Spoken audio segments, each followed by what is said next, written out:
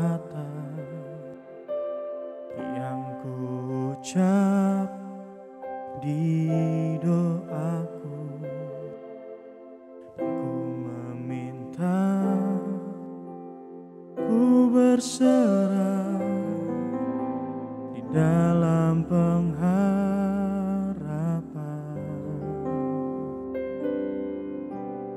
Berawal dari satu doa yang ku persembahkan padamu,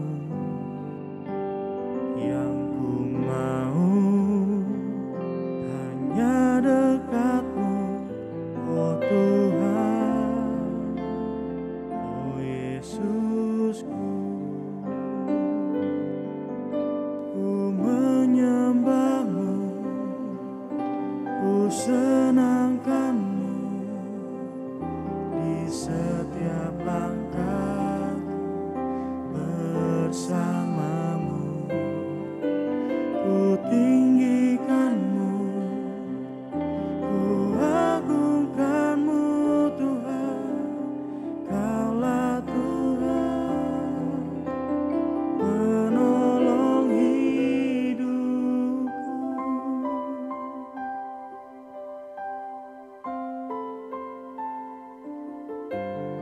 Berawal dari satu kata yang ku ucapkan di doaku, dan ku meminta, ku berserah di dalam pengharapan.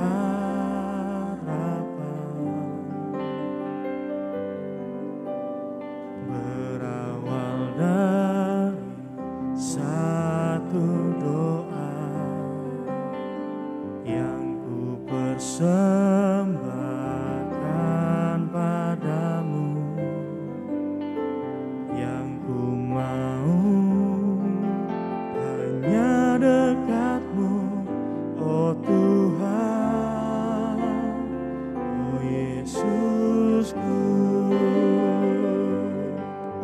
Ku menyembahmu, ku senangkanmu di setiap langkahku bersamamu. Ku tinggikanmu, ku agungkanmu Tuhan, Kaulah Tuhan, penolong hidupku. Ku menyembahmu, ku senangkanmu di setiap langkahku bersamamu. Ku tinggikanmu, ku agungkanmu Tuhan, Kaulah Tuhan, penolong hidupku. Oh Yesus,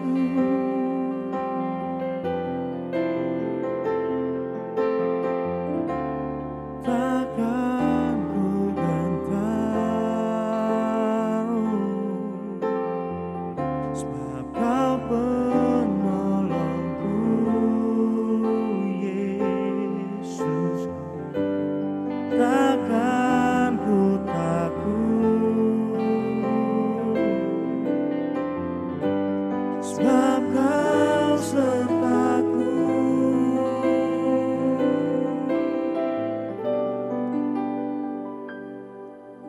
Ku menyembahmu, ku senangkanmu di setiap langkahku bersamamu.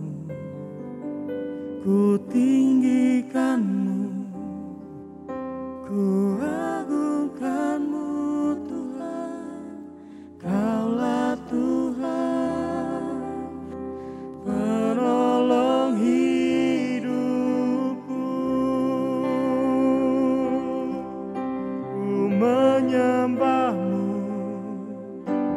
senangkanmu, ku menyembahmu di setiap langkah bersamamu. Ku tinggikanmu, ku agungkanmu Tuhan. Kaulah Tuhan, penolong hidupku.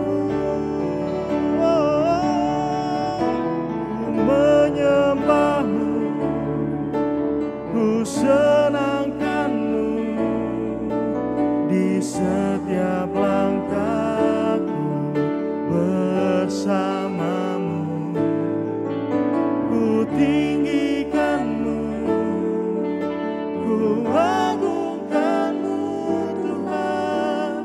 Kaulah Tuhan, penolong hidupku. Kaulah Tuhan, penolong hidupku. Kaulah Tuhan, penolong hidupku.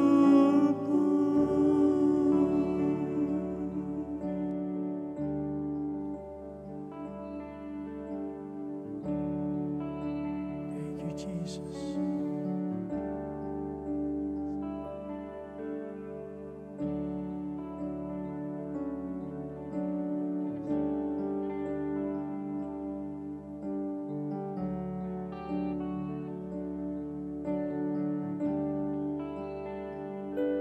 Let your spirit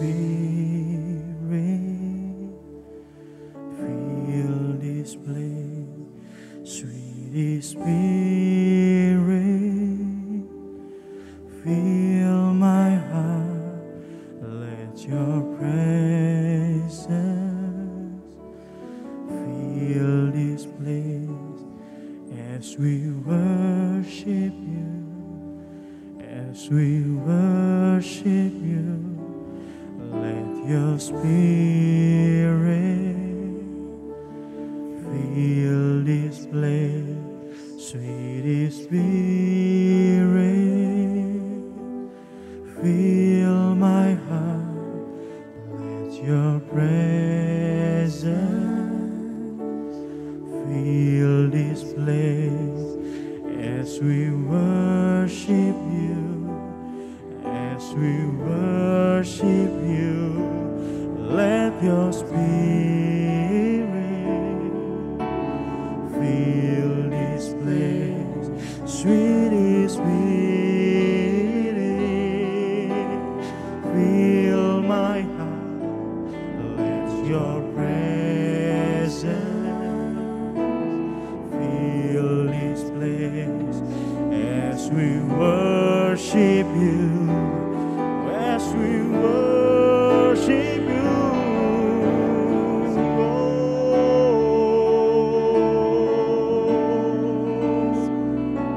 We worship you, oh Jesus.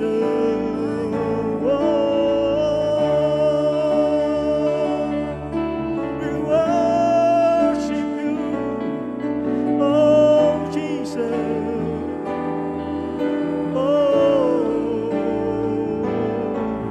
And I worship you, Jesus. I worship you with all of my heart and all of my soul. I love you, I love to worship you.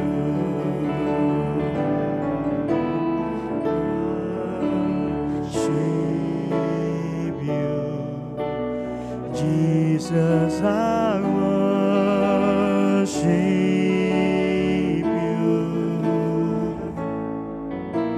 with all of my heart and all of my soul.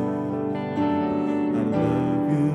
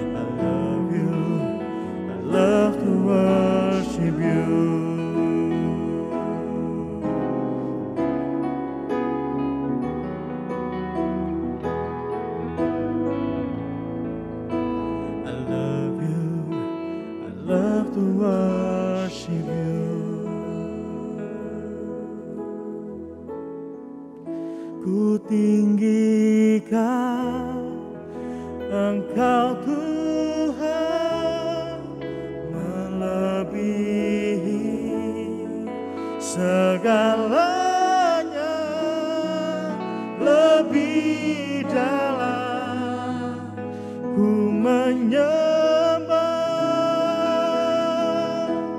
dalam roh dan kebenaran. Ku tinggikan Engkau Tuhan, melebihi segalanya, lebih dalam ku menyembah dalam roh dan kebenaran. Ku tinggikan Engkau Tuhan, melebihi segalanya, lebih dalam ku menyembah dalam roh dan kebenaran selamanya.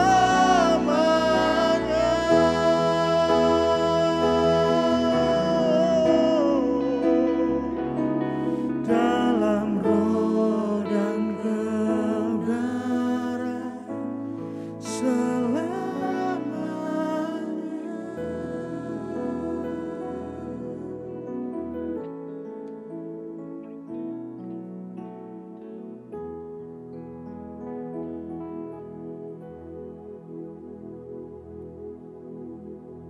Alright, hey Eco Generation, welcome back to our online service. Apa kabar teman-teman semuanya? Saya tidak jemu-jemu untuk mengingatkan kepada teman-teman kalau kita sudah kembali ke ibadah on-site. Bukannya saya menduakan atau mendambakan ibadah on-site lebih daripada ibadah online, karena nyatanya kita masih memproduksi ibadah online buat teman-teman semua yang beribadah dari luar sana. Tapi hey, saya terus ingatkan like there's nothing in the room. Tidak ada yang seperti di dalam ruangan, karena dengan kita hadir secara on-site, ya kita bisa merasakan Tuhan lebih lagi di dalam satu ibadah, bernyanyi bersama-sama dengan teman-teman, memuji dan menyembah Tuhan Yesus Kristus bersama dengan teman-teman. Itu adalah tidak tergantikan. So hey, if you guys have a time, kalau teman-teman punya waktu, punya ruang, silahkan hadir ke ibadah on-site kita. Amin. So, hey, hari ini sama-sama tundukkan kepala kita akan mendengarkan firman Tuhan. Tuhan Yesus Kristus, terima kasih buat firman-Mu yang akan disampaikan sebentar lagi, Tuhan. Kami percaya firman-Mu itu mengubahkan setiap kami. Firman-Mu adalah pelita bagi kami, terang bagi jalan kami, Tuhan. Yaitu adalah menjadi tuntunan langkah hidup kami, Tuhan. Roh Kudus, bantu kami supaya kami bisa mengerti pesan firman Tuhan yang disampaikan, supaya Tuhan kami membuka hati kami lebar-lebar untuk kebenaran firman Tuhan. Di dalam nama Tuhan Yesus Kristus kami siapkan hati kami. Haleluya, amin, amin, amin. So, masih dalam bulan family, teman-teman semuanya, minggu terakhir di bulan Juni ini, di bulan family, di bulan keluarga, saya akan memberi pesan, atau judul pesan saya hari ini adalah Your Family Matters. Your family matters. Atau dalam bahasa Indonesianya, keluargamu penting. Karena memang keluarga adalah penting. Amin. Keluarga adalah penting. Saya mengutip apa yang pernah dikhotbahkan oleh pendeta Billy Graham. Billy Graham adalah, dia adalah seorang legend. Melayani Tuhan, melayani gereja sejak tahun 1940. Ya. Dan dia mengadakan KKR besar terkenal dengan nama Crusade.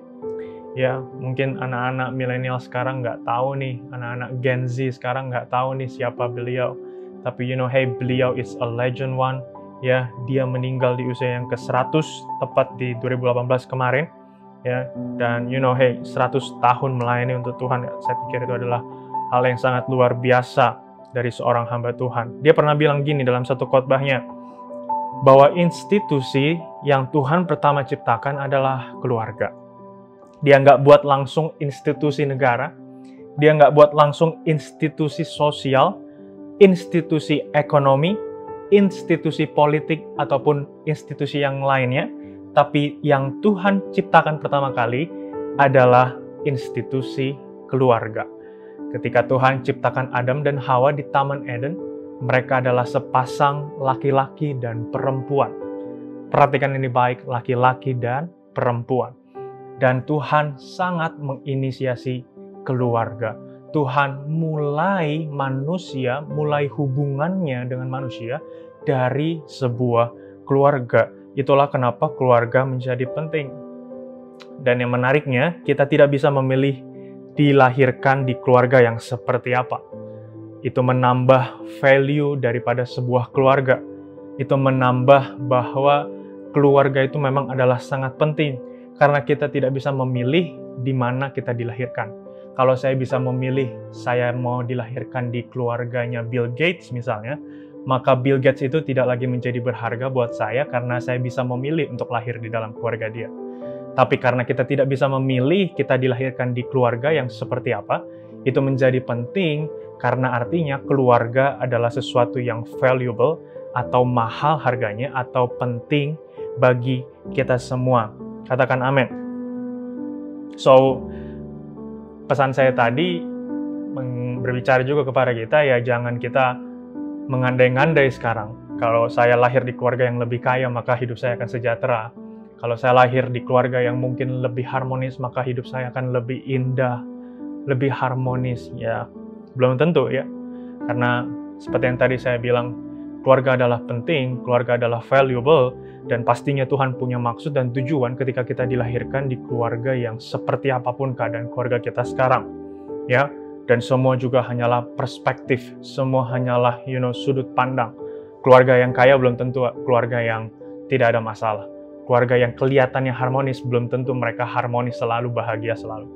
Seperti yang saya sudah bilang di minggu pertama, saya keluarga yang kelihatannya harmonis, keluarga yang kelihatannya perfect, keluarga hamba Tuhan.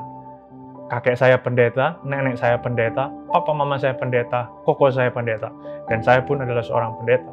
Tapi, hey, keluarga kami jauh daripada kata sempurna. Kami menuju kesempurnaan, iya, karena kami tahu Tuhan yang mengatur kesempurnaan itu. Tapi, untuk kami menjadi keluarga yang sempurna, saya kira kami masih banyak salah, kami masih banyak dosa, kami masih banyak kekurangan. So, tidak ada keluarga yang sempurna. Dan semuanya is just only perspective. Hanya soal sudut pandang saja dan pola pikir kita saja. Amin. So, percayalah ketika Tuhan tempatkan kita dalam satu keluarga itu artinya ada maksudnya, dan Tuhan pasti selalu ingin mengajarkan kita melalui situasi keadaan keluarga kita hari ini. Keluarga itu penting. Amin. Saya menemukan 3 alasan mengapa keluarga itu penting. Mengapa your family matters. Kenapa keluargamu penting. Karena yang pertama, alasan keluarga itu penting adalah Tuhan ingin menyelamatkan keluarga. Mengapa keluarga penting? Karena Tuhan ingin menyelamatkan keluarga. Seperti yang tadi saya bilang, Tuhan ciptakan manusia pertama kali dalam formula keluarga. Dalam suatu bentuk, yaitu bentuknya keluarga. Seorang laki-laki dan perempuan yang diberkati Tuhan di Taman Eden, maka dari mereka bisa beranak cucu dan bahkan diberikan perintah sama Tuhan untuk beranak cucu, maka Tuhan menggunakan formula kepada manusia yaitu adalah sebagai sebuah keluarga. Dan Tuhan ingin sekali menyelamatkan keluarga. Setelah Adam dan Hawa ada manusia bernama Abraham yang menikah dengan istrinya yaitu Sarah, dan di usia tuanya mereka punya anak akhir-akhirnya satu-satunya yaitu adalah Ishak. Dan dari Ishak inilah melahirkan Yakub. Dan dari Yakub melahirkan 12 suku bangsa Israel, ya, dan akhirnya dari 12 suku bangsa Israel inilah melebar kemana-mana, besar jumlahnya seperti pasir di laut, seperti bintang di udara. Itulah yang Tuhan pakai, atau bentuk yang Tuhan pakai, formula yang Tuhan pakai, yaitu adalah dari dalam sebuah keluarga. Jadi Tuhan ingin sekali menyelamatkan keluarga kita, dan itu pola atau pattern yang dia pakai dari zaman penciptaan dahulu. Maka dia ingin sekali menyelamatkan keluarga kita. Kisah Para Rasul 16 ayat 31 berkata begini, jawab mereka, percayalah kepada Tuhan Yesus Kristus, dan engkau akan selamat, engkau dan seisi rumahmu.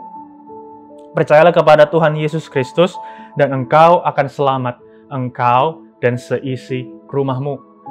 Ini ayat yang dibicarakan oleh Rasul Paulus, bahwa percayalah kepada Tuhan, engkau dan seisi rumahmu. Dia bukan hanya ingin menyelamatkan kamu personal. Dia bukan hanya ingin menyelamatkan kamu, orang yang mendengar pesan ini hari ini. Dia bukan hanya ingin menyelamatkan kamu, anak daripada eco generation. Tapi perhatikan ini baik, Tuhan ingin menyelamatkan keluarga kamu. Tuhan ingin menyelamatkan papa mama kamu. Tuhan ingin menyelamatkan saudara-saudara kamu. Tuhan ingin menyelamatkan keluarga kamu. Ada kisah yang menarik daripada ayat Kisah Para Rasul 16 ayat 31 ini adalah ceritanya adalah ketika itu Rasul Paulus dan Petrus sedang ada di dalam penjara. Mereka dipenjara karena memberitakan firman Tuhan di zaman kerajaan Romawi. Oleh karena itu mereka dipenjara di penjara kerajaan Romawi. Tapi Tuhan menyatakan kuasanya, Tuhan menyatakan mujizatnya dengan menggetarkan pintu-pintu penjara. Dan pintu-pintu penjara itu menjadi terbuka sehingga Petrus dan Paulus bisa keluar daripada penjara tersebut. Namun di sisi lain ada seorang penjaga penjara yang menjaga penjara itu. Jadi ketika Tuhan menggoncangkan penjara itu, penjaga penjara itu menjadi panik karena seluruh tawanan kabur. Seluruh pintu-pintu terbuka dan seluruh tawanan bisa kabur. Penjaga penjara ini menjadi sangat panik dan ketakutan karena ada hukuman pada saat itu, yaitu ketika seseorang tidak menjalankan tugasnya, maka dia akan dibunuh oleh pemerintahan kerajaan Romawi. Jadi akhirnya penjaga penjara ini memutuskan untuk pengen bunuh diri saja, karena pasti nanti aku akan mati pada akhirnya. Jadi lebih baik dia ingin bunuh diri saja. Tapi the moment ketika dia ingin menancapkan pedang ke dalam perutnya, ingin bunuh diri, tersampaikanlah ayat ini. Paulus dan Petrus bilang kepada penjaga penjara itu, dia bilang, percayalah kepada Tuhan Yesus Kristus, engkau akan selamat, engkau dan seisi rumah kamu. Lalu menariknya lagi ayat yang ke-34 dibilang bahwa lalu ia membawa ke rumahnya. Lalu penjaga penjara itu membawa mereka, Rasul Petrus dan Rasul Paulus, ke rumahnya dan menghidangkan makanan kepada mereka. Dan ia sangat gembira bahwa ia dan seisi rumahnya telah menjadi percaya kepada Allah. Cerita ini menunjukkan bahwa Tuhan tidak hanya ingin menyelamatkan satu orang saja dalam keluarga, tapi dia ingin menyelamatkan semua orang di dalam keluarga. Hari ini, kalau kamu adalah solo fighter, single fighter, hanya kamu orang yang percaya di dalam keluarga. Hey, pesan ini berbicara juga kepada kamu. Percayalah kepada Tuhan Yesus Kristus. Engkau akan selamat, engkau dan seisi rumahmu, kamu dan papa mama kamu, kamu dan saudara-saudara kamu, kamu dan keluarga besar kamu, kamu dan seluruh orang yang ada dalam rumahmu akan menjadi orang percaya. Katakan amin. Karena Tuhan ingin menyelamatkan keluarga, dan keluarga adalah pattern awal yang Tuhan ciptakan di bumi ini. Dan Tuhan ingin menyelamatkan keluarga. Katakan amin. Yang kedua, kenapa keluarga itu penting? Saya menemukan adalah karena everything starts and ends from family. Jadi segala sesuatunya dimulai dari keluarga, bahkan diakhiri juga di keluarga. Ada satu kisah yang mungkin untold story atau mungkin pesan yang mungkin jarang disampaikan, tapi dari kisah yang sering kita dengar, yaitu adalah dari kisah seorang Nuh. Kita baca dalam ayatnya Ibrani 11 ayat 7. Karena iman, maka Nuh dengan petunjuk Allah tentang sesuatu yang belum kelihatan, dengan taat mempersiapkan bahtera untuk apa? Menyelamatkan keluarganya. Dan karena iman itu ia menghukum dunia dan ia ditentukan untuk menerima kebenaran sesuai dengan imannya. Kalau kita membahas Nuh, kita jarang sekali membahas tentang sisi keluarganya Nuh. Karena kalau kita bicara Nuh, artinya kita bicara seseorang yang penuh dengan iman. Ya, seseorang yang ketika dikasih visi sama Tuhan, ketika seseorang yang dikasih mimpi sama Tuhan untuk membangun bahtera yang besar, maka yang kita ceritakan adalah soal iman.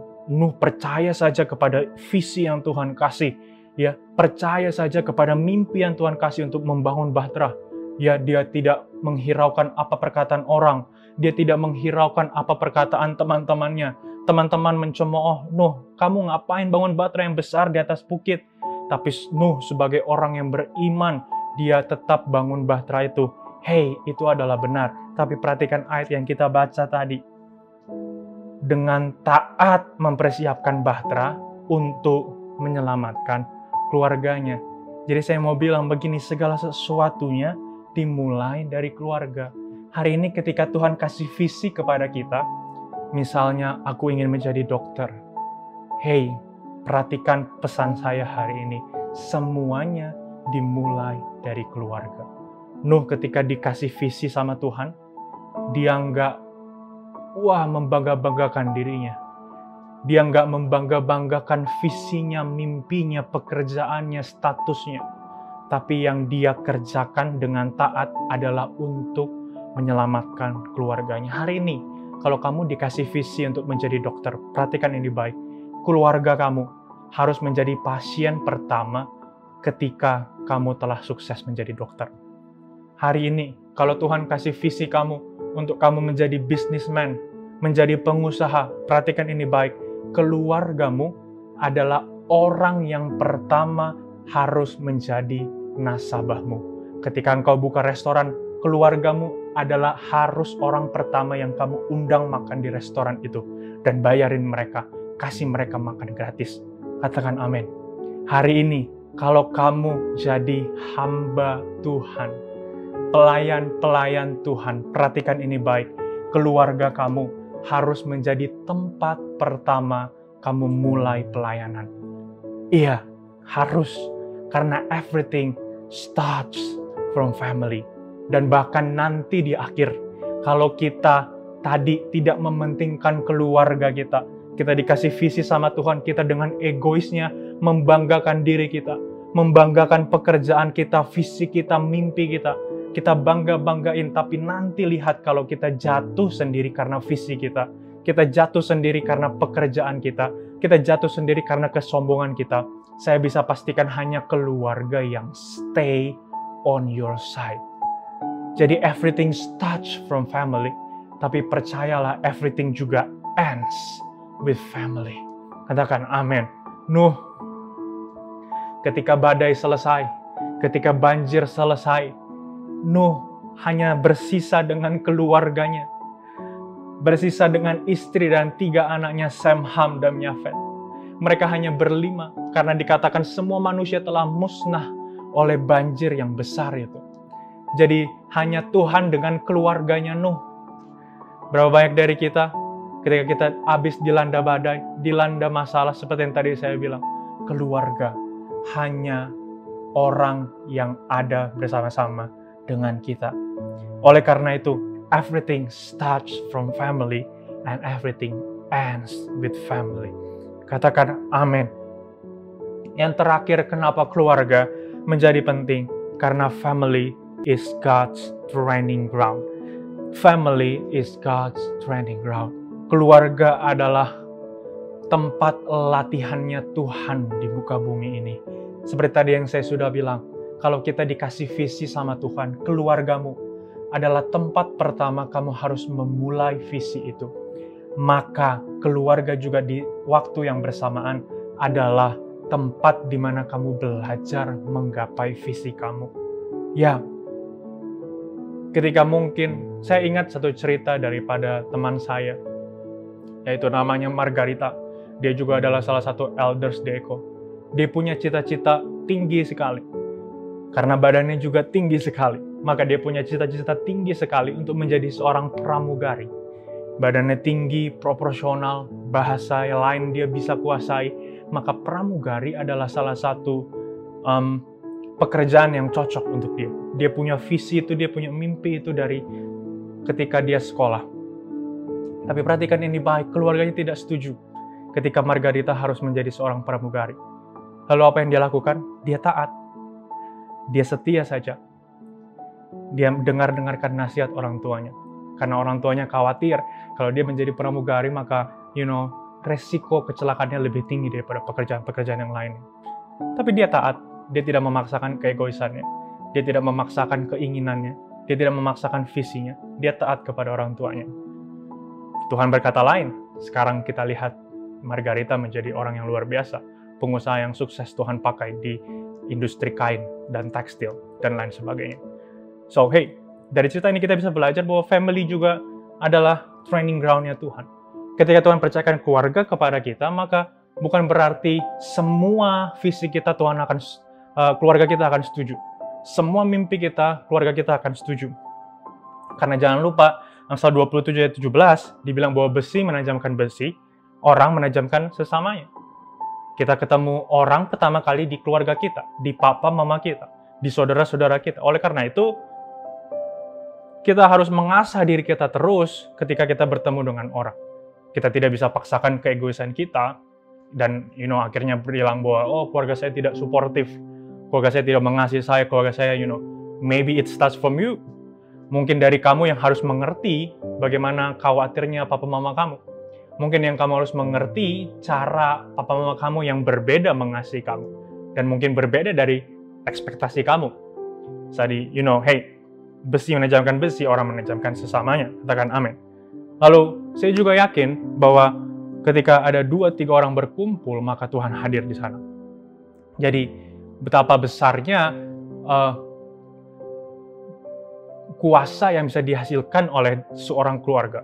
Karena di keluarga pasti ada suami, istri, papa, mama, kita, lalu dengan saudara-saudara kita. Sudah lebih daripada 2-3 orang. Dan saya yakin ketika kita sepakat meminta sesuatu dalam keluarga, maka Tuhan akan memberkati keluarga kita. So, benar-benar keluarga itu adalah tempat latihannya Tuhan bagi kita. Jadi ketika kita ingin sesuatu, hey, tanya keluarga kita. Hey, minta dulu di dalam keluarga kita. Hey, doa dulu bersama-sama dengan keluarga kita. Karena saya yakin ketika 2-3 orang berkumpul sepakat dalam nama Tuhan Yesus, Tuhan hadir memberkati kita semuanya. Itu bisa dimulai dari keluarga kamu. Ketika kamu hari ini sepakat sama keluarga kamu untuk bisa melayani Tuhan, maka aku yakin Tuhan akan memberkati kita semua. Katakan amin. So hey, I've shared you guys 3 things. Bagaimana keluarga kita penting. Your family matters. Keluarga kamu penting. Yang pertama tadi saya share kenapa keluarga penting. Karena Tuhan ingin menyelamatkan keluarga. Tuhan pakai pattern ini dari zaman penciptaan. Artinya Tuhan sayang banget sama keluarga. Tuhan cinta banget sama keluarga. Dan Tuhan ingin menyelamatkan kita melalui keluarga. Yang kedua, kenapa keluarga itu penting? Karena everything starts and ends from family. Nuh ketika dia kasih visi sama Tuhan, dia tidak kemana-mana dulu. Dia tidak sombong dulu. Dia tidak egois dulu. Tapi dia lakukan visi itu untuk menyelamatkan keluarganya. Karena segala sesuatunya starts from family. Dan bahkan di akhir, ends with family. Yang terakhir, kenapa keluarga itu penting? Karena keluarga adalah tempat latihannya Tuhan di muka bumi ini. Ada gesekan dalam keluarga? Pasti. Ada sakit hati antara keluarga? Pasti. Ada yang gak enak, yang ganjel di hati kita tentang keluarga? Ada. Pasti. Karena apa? Karena keluarga adalah tempat latihannya Tuhan di muka bumi ini. Besi menajamkan besi, orang menajamkan sesamanya. Demikianlah firman Tuhan yang bisa saya sampaikan. Mari sama-sama kita berdoa kepada Tuhan. Bawa keluarga kita kepada Tuhan. Tuhan Yesus Kristus, terima kasih buat pesan yang disampaikan. Kami berdoa Tuhan, biar pesan ini bisa mendamaikan hati kami. Mendamaikan kami dengan situasi dan keadaan kami. Apapun Tuhan situasi dan keadaan dalam keluarga kami sepenuhnya serahkan ke dalam tangan Tuhan. Kami mungkin sudah capek Tuhan. Kami mungkin sudah tawar hati Tuhan. Kami mungkin sudah kecewa Tuhan. Tapi kami menyerahkan ke dalam tangan pengasihanan yang agung, yaitu tangan Tuhan Yesus Kristus. Kami percaya Tuhan ingin menyelamatkan keluarga kami. Kami percaya Tuhan ingin mengasihi keluarga kami. Dan kami percaya Tuhan ingin memberkati keluarga kami. Di dalam nama Tuhan Yesus Kristus kami berdoa dan mengucap syukur. Yang percaya sama-sama katakan amin, amin, amin, amin. See you guys. God bless you.